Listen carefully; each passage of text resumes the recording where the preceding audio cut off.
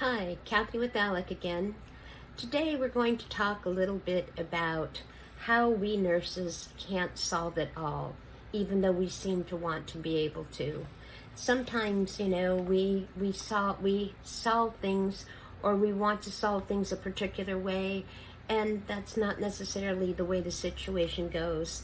So I'm going to share a few stories today just to kind of open this discussion up, make you think of those times when, you as a nurse went into a situation and the outcome went a different way than you thought, and it actually ended up being okay.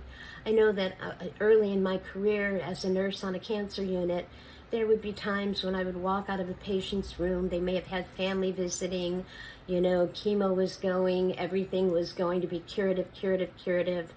And by the time I came back with their medication, I could feel the energy shift.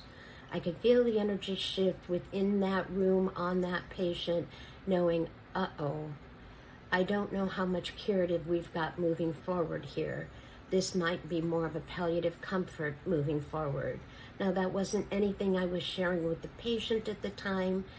That was what I used to call the universe giving me the signal that it's time, Kathy, for you to prepare. That's what we do in this field, is we have to prepare ourselves sometimes, because we know which way we're going to have to start working with the patient moving forward, so that we can offer our best working with that patient. There's that shift that occurs from curative to palliative comfort. I know that in working in the homes, as I've worked in the homes with different agencies, and I've been in leadership or mentoring support, there's been times that I've sat at case conference and, you listen to different cases and you hear situations, and I'll join the nurses in the field because I know that, we really need to be talking about placement in a particular situation, and the nurses will tell me, no, the family will never go for that. And ironically, I will go make the visit because I also have a bachelor's in social work, and I'll make the visit with the nurses and pull the father of a grown daughter with disabilities aside and say, we really do need to be talking about placement or something else.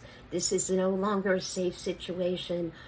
Only to have the father say to me, I've been waiting for you guys to call APS, Adult Protective Services, because I can no longer care for my daughter, but I didn't have the heart to do the placement. I've been waiting for someone to step in and say, this can't be done anymore.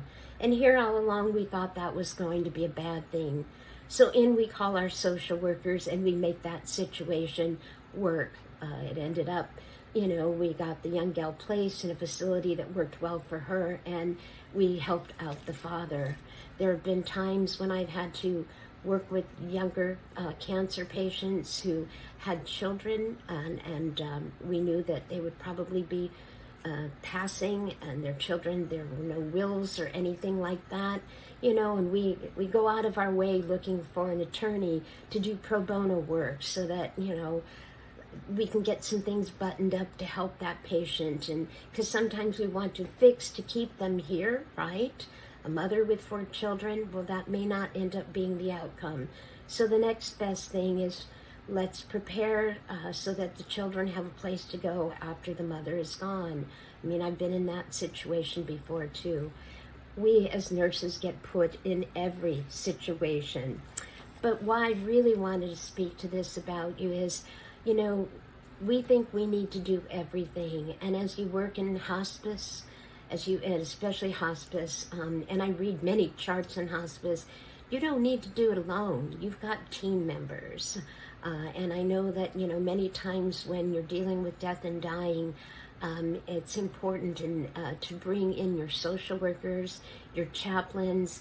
Don't feel you need to carry all of that upon your shoulders. You as nurses have big, broad shoulders. And oftentimes you'll call me from the field, Kathy, what do I do in this situation or that situation? The family's crying and, they're going through a terrible ordeal. And I'll say, have you contacted your social worker yet to help you? So I know we are fixers. I know that we want to be able to do everything, and we do a lot. It's amazing how much that we take on and do. But I also want to make sure that you remember that sometimes what we think is a fix, and we address things with families, we actually end up having other options. So make sure to remember you have team members that surround you. Count on your team whenever you possibly can. Reach out and ask others how to handle situations. Always remember you can share on this channel as well too. Everything's, we can't say patient names. Absolutely not. I don't mean that. But just know you're not alone doing any of this. You always can reach out to a coworker and get some assistance.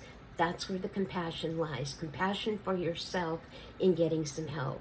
And you don't have to do this alone, even though I know that we are fixers. So again, thank you very much. Please join the channel, subscribe, click and do everything that they like you to do. And thank you very much for making a difference. Take care now. Bye-bye.